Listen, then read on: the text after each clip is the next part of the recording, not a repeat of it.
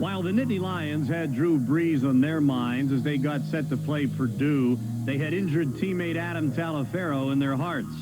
Offensive coordinator Fran Ganner put a game plan together to go against the top defense in the Big Ten.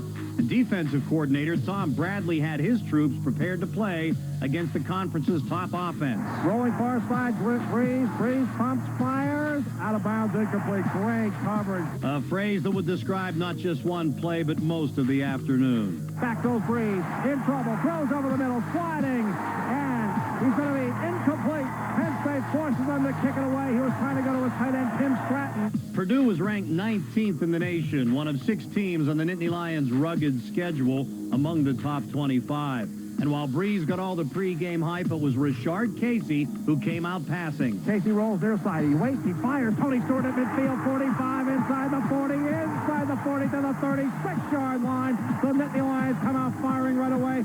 Well, just a play-action fake by Rashard Casey and rolling out to his left.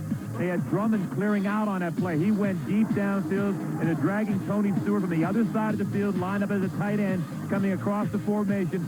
The game was Penn State's Big Ten home opener, and the usual sellout crowd of more than 96,000, as well as a network TV audience, watched the Nittany Lions go right at the heart of the Purdue defense. For the Boilermakers were tops in the Big Ten at stopping the run. Eventually, they stopped Penn State, but not before they moved into field goal range on their opening drive. Good snap, put down. The kick by Primanti is on its way. It's got plenty of distance, and it is gone. Ryan Primanti, a career-long 46-yard field goal to give the Nittany Lions a 3-0 lead. For the first time in 6 games, Penn State had scored first. First one of the day for Purdue. Montrell low, and it goes nowhere. Justin Kerpakis shooting in from the defensive end spot, stops him for a 2-yard gain. On a young defense, the senior leadership of defensive end Justin Kerpakis is invaluable, especially in stressing that a guy like Drew Brees is going to make his share of plays. But since Penn State joined the Big Ten, Purdue had never beaten the Nittany Lions, and they seemed intent on keeping it that way. Back goes Brees. Waits over the middle. He has belted it incomplete. James Boyd on the safety blitz up the middle and making Brees pay for even thinking about throwing the ball. I cannot say enough about James Boyd. He did not give it away, timed it up perfectly, came clean, and hit Drew Brees. And great with Drew Brees delivered the ball. Brees goes back. Drew waits. Throws over the middle. Juggled and incomplete. Boyd broke that play up. It was intended for John Standiford. It's 4th down. James Boyd continues to have an outstanding season for Penn State and was a big reason why Brees started the day 2 for 8 passing. The Lions set the tempo early. The last 2 games against the Nittany Lions, Brees had thrown for 740 yards but lost both times. The bend but don't break mentality was working again for a Penn State defense that was playing with toughness as well as intelligence. Low left side. James Boyd is there. Balju is there. There is going to be a loss to the 40-yard line. Tom Bradley's schemes worked brilliantly against an offense that was averaging over 500 yards a game. Brees gives it to Montrell Lowe. Dropped in the backfield for a loss at the 45-yard line by Michael Haynes. Brees took matters into his own hands. The Boilermakers would manage just 52 yards rushing in the half, 19 of those on this keeper.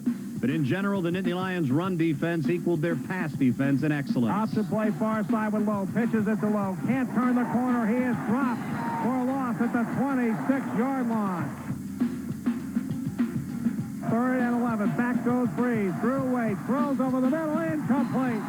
The Nittany Lions with tremendous pressure from Kerpakis and Kennedy to throw Brees off stride. Purdue did get a field goal out of the possession, but the game wouldn't stay tied for long because Rashard Casey melted the Purdue D, picking up 55 yards in just 3 plays. Brooks throws off balance, complete to Kenny Watson at the 40, over the 40 to the 44-yard line. Casey completed 6 of his first 7 passes for 91 yards, and the Lions even went to the shotgun on several occasions, and they had Purdue not sure what to expect. Casey play action rolls far side. Rashard looking, waiting. Stewart's got it at the 35. Tony lowers the shoulder to the 30. Stewart to the 25. Inside the 25 to the 21-yard line. Ryan Primanti nailed a 32-yard field goal, and Penn State led 6-3. By halftime, it was 6-6, with the Nittany Lions looking like a team that had been very well prepared to handle the things they were dealing with on and off the field.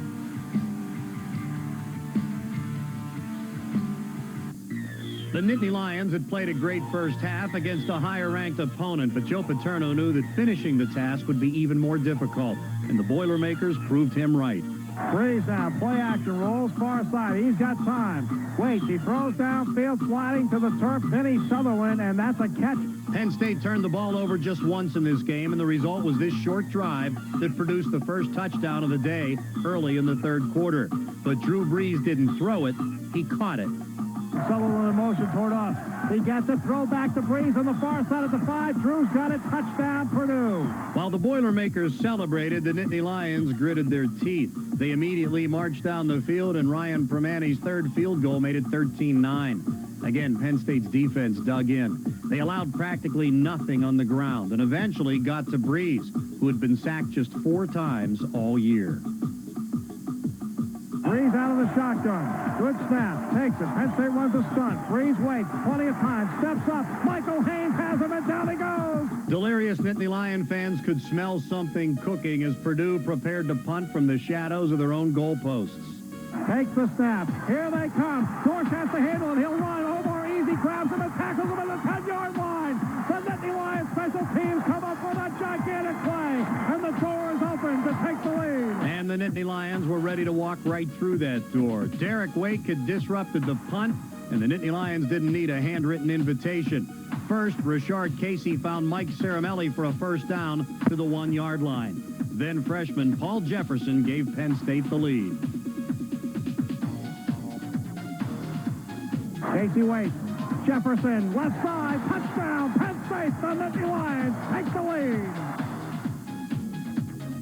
Paul Jefferson finishes off this drive and a touchdown and a huge momentum swing for Penn State. That momentum swing was about to grow larger as Purdue was starting to hear footsteps. Shotgun takes the snap, throws far side. Winston drops the ball. A Purdue team that was averaging 38 points per game seemed confused by the relentless Penn State defense. Like sharks with blood in the water, they moved in for the kill, with an instant replay that Penn State fans could have watched all day. Here they come. Wake has him, and down he goes at the 6-yard line. Derek Wake shooting through with Brian Scott. They make the play, and the Penn State special teams are truly special in the third quarter. Special teams, defense, and offense were all meshing together. The result was 2 Penn State touchdowns in a little more than 2 minutes. Play action. Casey rolling far side. Richard going to the far corner. He's got the corner. He dives. Touchdown, Penn State. The dying sunshine of the last day of September provided the perfect backdrop for the New Year's Eve atmosphere that had taken over Beaver Stadium. But Purdue would not go gently into October without a final thrust. They pulled within 2 and were driving toward a potential game-winning field goal in the fourth quarter. The game hanging in the breeze. Back goes Breeze. Wait, he throws. Complete Sutherland. First down, Penn State 45. At times like these, big players make big plays. Would it be the Purdue quarterback or Penn State secondary? In a matchup of strengths, James Boyd forced a 46-yard field goal try. Everyone standing here at Beaver Stadium. Ben Smith will hold. Good snap. Put down. The kick by Dorsch is off. It's on its way, and that kick is no good. Wide left. Penn State beat Purdue for the 6th straight time. They won one for Adam Talaferro. They won one for themselves.